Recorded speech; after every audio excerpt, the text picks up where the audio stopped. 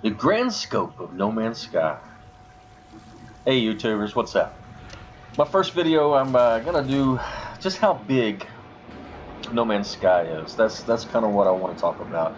And even though none of us at this particular point in the game really knows just how big the game is, because obviously it's gonna take all of us the rest of our lives to explore everything, but just on the game by game play, I guess you would say,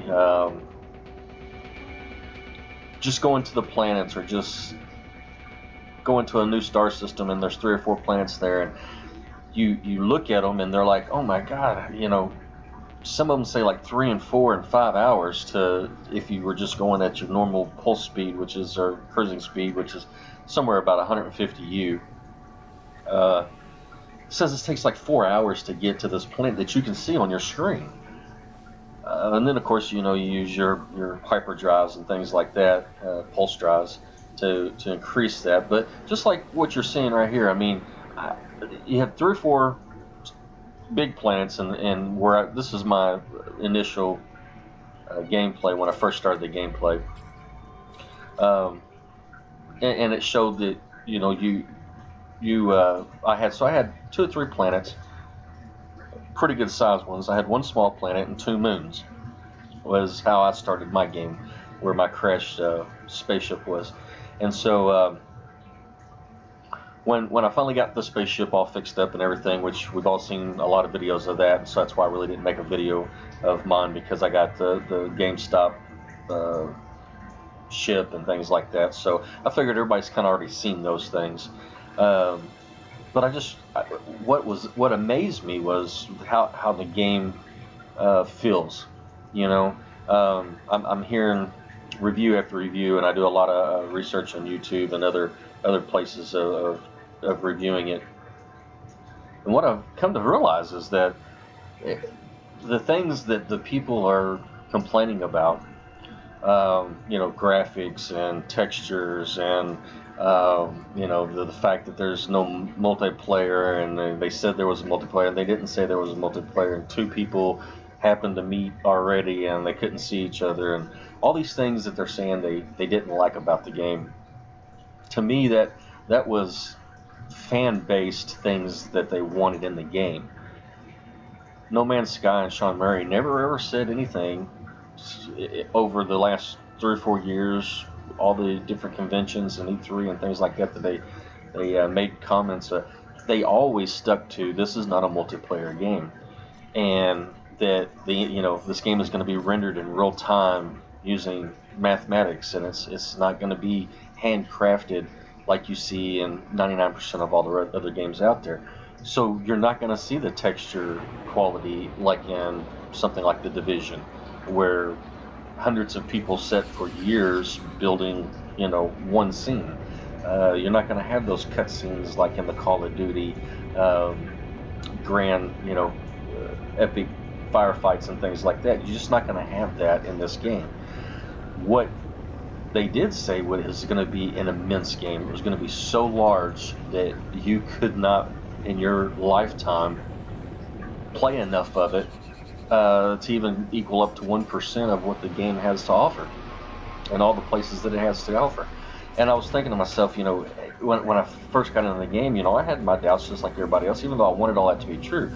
But now that I've actually played this game and I see the grand scope of it, when you go out into space, and it takes hours if you were just to go at that regular speed to get someplace, and you get on a planet and you start walking around, and you can fly and fly and fly, and it seems like you can never get to a certain point. And then, like you've seen there earlier in the screen, that you've seen where you can go into the galactic map and you just see stars after star after star. It's truly amazing, just how big the game is, and the fact that it's all done relatively seamlessly. I mean, there is no load screens. I mean, outside of when it first comes on, you have a title screen that I think you're kind of loading in your save games and maybe getting your information down off the server. I don't really know what's happening there, but there's a couple stutter steps that the screen takes that would be like what a loading screen would be. But from that point on, you have no loading screens. I mean, there is no break in the gameplay from going to the planet to going to space to going into the space stations, enter any of the buildings, exiting any of the buildings, uh, into cave systems underwater. I mean, there's nothing that breaks the flow of the game, and that is to me building something so large and being able to render that all in real time. That's incredible. The amount of animals that I've seen so far. I think I've got 20 planets docked in so far. Um, Out of the 20 planets that I've been to, three-star system, 20 planets, I believe is what it is. Um, every planet that I've been to has had different animals on it. And some of them have been slightly different. Some of them have been dramatically different. The plant life's the same way. I've been to planets where things looked relatively like what they would here on Earth. Like it looks like a palm tree. It looks like regular grass shrubs or things like that. But then I've been to some that just were so you know futuristic or that fantasy aspect of it that you were like that how did they create that who would have thought that up, and then to see such the variety of it. Now, with all that being said, the one thing I never really cared about the multiplayer part of it. Even though I can see where in today's gaming market that is almost a staple in the game, uh, for it to be recognized as a great game, it almost has to have some type of multiplayer component to it. Um, but for me, it didn't bother me. And then I seen when I said the things that I said that was going to hurt the game was when you build something so large, so big, and it's so vast. How do you make enough stuff to do to fill all that space up? And I hope that Hello Games and No Man's Sky and Sean Murray, I hope that everybody that's worked on this continues to work on it, continues to bring more things to do to the game, because I think, in my opinion, it hit. I mean, I'm 100 out of 100 on the size of the game. Okay, everything they said, everything they promised, it is that and every bit of it. They talked about how it's going to be a seamless transition from one thing to the other in the game.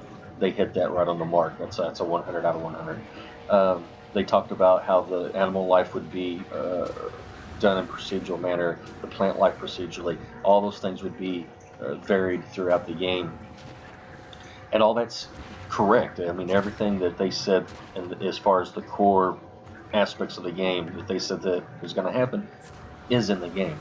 Um, yes, there's little things here and there that if I was coaching this, I'd say, oh, let's change this and let's do that. Let's make it better. Of course, we all have those kind of things. But the one big thing that I think that they're going to have to add to this game and do it pretty fast, or they're going to lose people's attention, is they're going to have to add more things to do from planet to planet. So far, out of the three-star systems and the 20 planets that I've been on, the only thing that I see to do on each of this, there's four things that you can go see. You got the monolith, the monoliths. Well, I think that's how you pronounce them. You've got the shelters, um, communications and transmission, or yeah, transmissions things. There's four different things. I can't remember exactly what they are, but I think that's what they are. And you wind up seeing the same thing and doing the same thing. You got the pod that you go to, like what you're seeing right now, and you get your upgrade in your multi-suit. You got the buildings, like the transmission buildings. You get the monoliths that you go to. Some of them are just a plaque, and some of them are kind of like a building structure. But you're kind of doing the same thing over and over again, even though they may change just a little bit in what you see, and like the crash pod here and things like that. Um, it's really not changing enough. There isn't enough gameplay to it outside of the exploration. And I think that like when we first landed and you had a broken ship and you had to go fix the ship to get off the ship and you had to stay alive because you didn't have nothing to stay alive with and all that. Those components made the game gripping. It made it you had something you had to conquer and do. And I think they need to add more of those things into the game. There has to be more interaction with why am I doing this. Uh, yeah, I need to go to maybe the monolith. The next monolith I go to is broken. Maybe I have to go out and find things and gather things to fix it with. There could be reasons why I'm doing this instead of just getting a new word from that language. So yeah, there's some things that needs to be added to the game. But overall, man, I think this is an awesome game so far. Uh, this video is just really, I wanted to show the size of the game and let everybody know that everything that Hello Games said about the game, it's true. It's that big. All right, guys. Well, that's it for me.